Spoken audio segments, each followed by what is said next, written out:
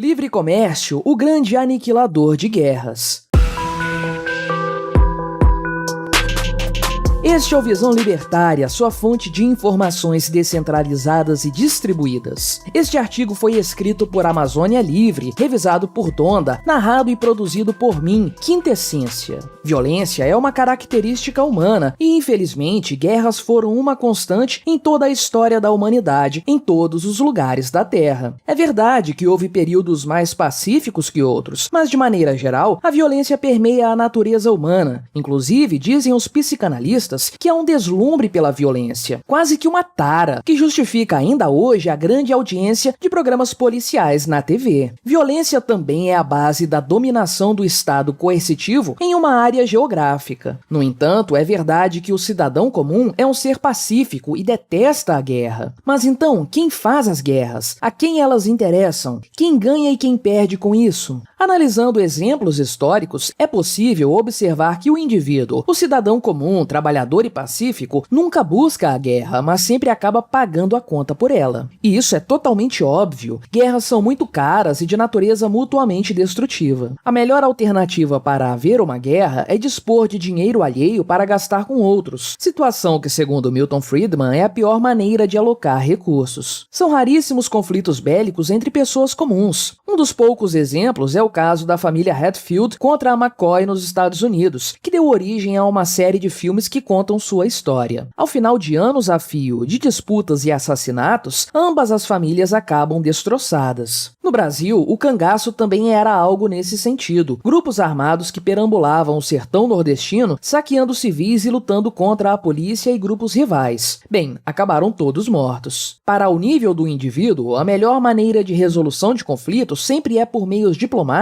na forma de acordos, indenizações ou tratados de compra e venda. Partir para a violência é arriscar a aniquilação mútua. Para o Estado coercitivo, não importa a vida das pessoas. E mesmo entre os burocratas operadores do Estado, ocorre o fenômeno descrito por Hannah Arendt, chamado de banalidade do mal. Aliás, veja o vídeo aqui do canal, o link está na descrição. Em uma mentalidade coletivista na qual o indivíduo não tem nenhum valor, pouco importa o número de mortes na guerra, já que o ideal de nação é maior que a própria vida humana. E nisso, a Rússia é um grande exemplo. Desde Stalin até Putin, hordas de milhares de soldados são enviados a lutar e perecer no frio congelante, sem equipamentos e em prol de um projeto narcisista da Grande Rússia. Vamos agora analisar que ações um tirano deve realizar para efetivamente entrar em guerra contra outro povo. São 4 os fatores que sempre aparecem em guerras modernas, sendo eles: controle de fronteiras, controle da mídia, concentração de poder e inflação da moeda. Vamos discutir um a um desses fatores responsáveis por favorecer a guerra. A primeira coisa é controlar as fronteiras de seu país. Elas devem estar definidas e bem guardadas, para a partir delas iniciar a invasão. Normalmente há mobilizações e exercícios de treinamento, que na verdade são um disfarce para o início da invasão. A segunda é ter o controle da mídia, que fará a propaganda necessária para justificar o ato violento do governo e saudar o ditador como grande estadista. Como se diz, em uma guerra a primeira vítima é a verdade, Goebbels que o diga. É por isso que a Rússia gosta de guerras. Elas andam lado a lado com a mentira, que sempre foi o grande erro da Rússia. A terceira é a concentração de poder que será necessário para tomar todo o tipo de medida anti-humana voltada à guerra, na qual o indivíduo será subjugado, seus direitos desaparecerão e surgirá um estado de coisas que perverterá a ordem natural, dispondo toda uma civilização rumo ao colapso. A quarta e última é a inflação da moeda, que será necessária para cobrir os custos da guerra e o pagamento de soldados e mercenários. Desde o Império Romano, governos inflacionam sua moeda a fim de bancar esforços de guerra. Como o soldado será o último a colocar a mão nesse dinheiro, quando o fizer, o efeito Cantillon já terá corroído todo o seu poder de compra. Ainda que haja claramente um Estado vencedor, ambos experimentam destruição no período da guerra. Então, em um conflito de longo prazo, há a tendência de ganhar a guerra quem desperdiçar menos recursos, ou seja, quem for relativamente menos destruído. Um verdadeiro horror. poder, de maneira oposta a 4 práticas que desincentivam as guerras. A primeira é o estabelecimento de redes de comércio e cadeias produtivas, para as quais é sempre possível impor restrições e boicotes em caso de desentendimento. É o que a Europa faz hoje com a Rússia. Além disso, a expansão de cadeias produtivas globais tem tornado o conceito de fronteiras obsoleto e solapado o poder de estados centrais. A segunda é a disseminação da informação na sociedade. O ditador não tem como controlar uma mídia descentralizada e fica mais difícil impor sua narrativa da situação. Assim, as pessoas ficam sabendo dos horrores que acontecem no campo de batalha, dos crimes de guerra contra inocentes e das mentiras dadas como justificativa. Sem o controle da informação, o rei fica nu. A terceira seria a descentralização de poder em uma federação de estados ou em um regime municipalista. Nesses sistemas, o poder central tem mais limites às suas ações. Infelizmente, sabemos que sempre há uma tendência para a centralização do poder, mas que deve ser evitada a todo custo. Por último, citamos a adoção de uma moeda não inflacionária. Sem poder imprimir papelzinho colorido para dar aos seus mártires, o Estado coercitivo perde a oportunidade de enganar seus pobres cidadãos com a promessa de um dinheiro de mentira, e assim não consegue viabilizar ações de guerra. Hoje a humanidade dispõe de alguns meios de troca não inflacionários, como o ouro e o Bitcoin. Para fortalecer ações de livre mercado, organizando cadeias produtivas e acordos entre as partes, é necessário grande fluxo de informação. Portanto, a redução do custo de informação tem aproximado pessoas e empresas de todo o mundo e promovido incentivos à paz. À medida que a distância entre as civilizações cresce, como costumes, moeda, religião e língua, fica mais difícil o estabelecimento de relações comerciais. No entanto, a informação de baixo custo proporcionada pelas tecnologias, essencialmente pela internet, tem aproximado povos com culturas totalmente distintas. A internet transformou a distância física numa coisa obsoleta e está transformando a distância civilizacional também. E quem ganha com isso é o indivíduo, na medida em que laços de cooperação se fortalecem, independentemente da distância física ou civilizacional, desincentivando conflitos de toda a ordem. Hoje, o Brasil exporta carne para países muçulmanos do Oriente Médio e Turquia, também exporta para a China comunista, para os Estados Unidos imperialistas e até para a Europa progressista. O que importa é que esse leque de relações desincentiva qualquer um deles de invadir o Brasil, pela falta imediata de carne e pela reação dos outros, que vão ficar sem carne também. E veja como mesmo do outro lado do mundo, e sem nenhuma relação civilizacional com povos muçulmanos do deserto, honrando o Rio Amarelo na China, empreendedores brasileiros mantêm ótimas relações comerciais com essa gente, gerando valor e garantindo a paz. É a tecnologia provendo informação abundante e barata que encurta distâncias e aproxima os povos, tornando obsoletas essas coisas de fronteiras, orgulho nacional e ditadores com seus papeizinhos coloridos. E é por isso que a paz será um novo normal da humanidade. Bem-vindos ao Ancapistão. Obrigado por sua audiência. Se você gostou deste vídeo, deixe o seu like e o compartilhe com aquele seu amigo esquerdista que ainda acredita no Estado. Se quiser ser notificado dos próximos vídeos, clique em se inscrever e depois no ícone da campainha. Até a próxima!